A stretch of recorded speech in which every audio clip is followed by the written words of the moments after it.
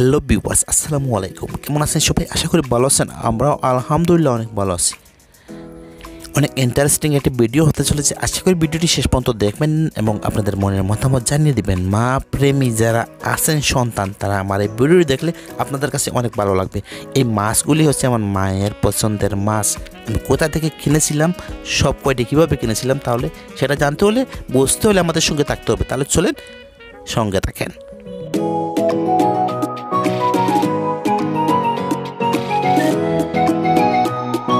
Viewers, ওইখানে আছে ট্যাংরা মাছ অনেক তাজা, এবং ওইখানে বাইং মাছ আছে এবং কালীবাস যেটাকে বলা হয়, আমরা সিলেটের ভাষায় বলি কালিয়ারা। তো অনেক সুন্দর সুন্দর এবং রিটা মাছগুলি অনেক ভালো ছিল, অনেক তাজা। নদী থেকে শুধু তুলে আনছে এবং আমরা পেয়ে গেছি বাজারে।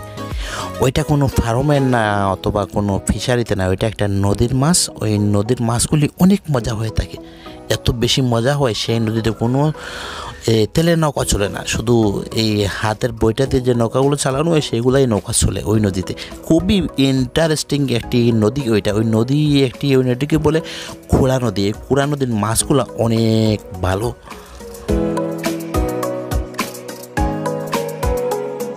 ভিউয়ার্স, আমার মায়ের পছন্দের মাছগুলো আমি কিনে ফেলেছি। কিনে নিয়ে এখন আমি চলে যাচ্ছি আমার শ্বশুর বাড়িতে মাছগুলো নিয়ে। অনেক ইন্টারেস্টিং হতে চলেছে, তাই না? মায়ের পছন্দের মাছ কিনে আমি শ্বশুর বাড়িতে চলে যাচ্ছি। এটা কেমন কথা, সেটা জানতে হলে, বুঝতে হলে আমাদের সঙ্গে থাকতে হবে কিন্তু শেষ পর্যন্ত। তাহলে বুঝতে পারবেন আমার জন্মদারিণী মায়ের পছন্দের মাছ নিয়ে আমি কেন আমার শ্বশুর বাড়িতে গেলাম।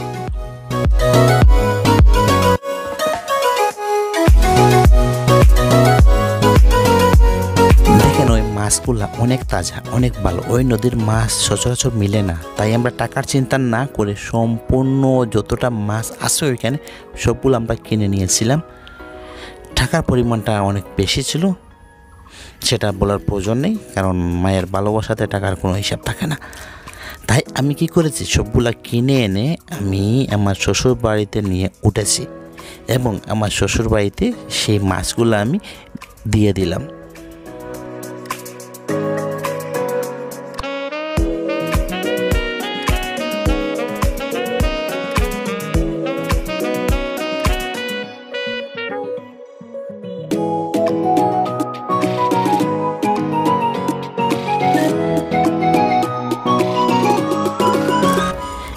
বড় বড় হাত পাওয়ালা একটা চিংড়ি মাছ ছিল, বা খুবই স্বাদের মাছ ছিল ওইটা রানী মাছ, ভিন্ন ধরনের মাছ ছিল। ওইটা রিটা মাছ ছিল, তারপর কালীবাস ছিল, তারপর বাইং মাছ ছিল, ট্যাংরা মাছ ছিল, অনেক একদম তাজা, দেখে নাড়াচাড়া করতেছে।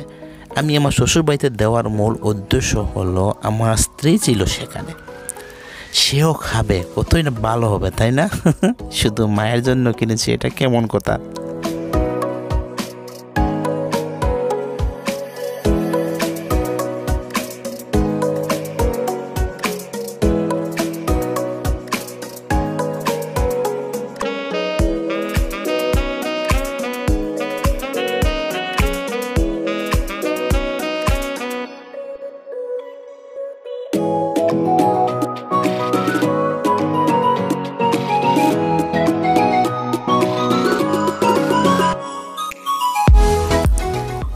দেখেন, ওইখানে প্রতিটা মাছের মাঝখান দিয়ে চাকু দিয়ে কেটে মাছের ভিতরের ময়লাগুলো বাহির করা হয়ে গেছে। এইভাবে সম্পূর্ণ মাছ, যতগুলো মাছ এখানে আছে সব কয়টাকে আমরা এইভাবে কেটে নিয়েছিলাম।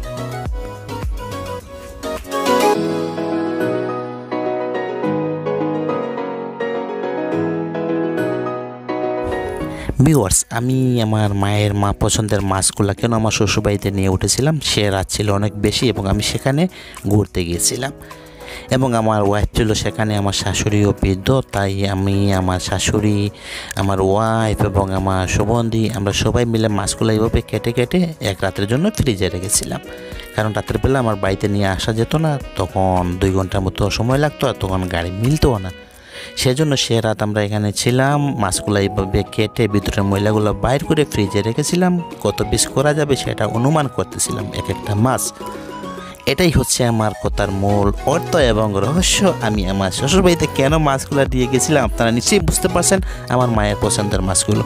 তাহলে এতটুকুই আজকের পর্যন্ত, দেখা হচ্ছে পরের ভিডিওতে। যদি নতুন কেউ হয়ে থাকেন চ্যানেলটি সাবস্ক্রাইব করে আমাদের সঙ্গে থাকবেন এবং আপনাদের মনের মতামত কমেন্ট করে জানিয়ে দিবেন। আমার মায়ের পছন্দের মাছগুলো আমি পেয়ে কেন এত মাছ কিনলাম, বা আমি মায়ের কাছে কতটুকু ভালো হইলাম, বা এভাবে মাকে খাওয়াতে পেরে আমি কতটুকু ধন্য হইলাম। আশা করি আপনাদের কমেন্টের আশায় রইলাম, আপনারা আপনাদের সুন্দর কমেন্ট করে জানিয়ে দিবেন। এই সব কয়টা মাছ কিন্তু আমার মায়ের জন্য আমি কিনেছিলাম এবং আমার মা অনেক স্বাদ করে মাছগুলো অনেক দিন খেয়েছিলেন।